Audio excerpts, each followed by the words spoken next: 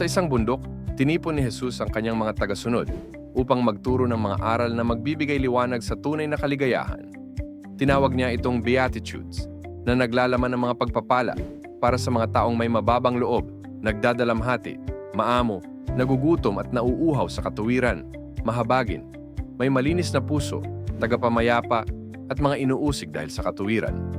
Ipinahayag niya na ang mga tulad nila ay pinagpala, sapagkat sa kabila ng hirap at pagsubok, sila ay magiging kaisa ng Diyos at tatanggap ng gantimpala sa langit.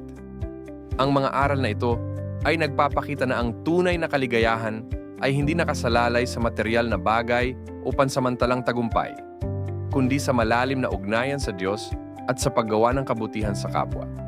Pinapaalala nito na ang pagpapakumbaba, pagtitiis at pag-asa ay mahalaga upang makamtan ang kapayapaan at kagalakan na hindi kayang tapatan ng mundo.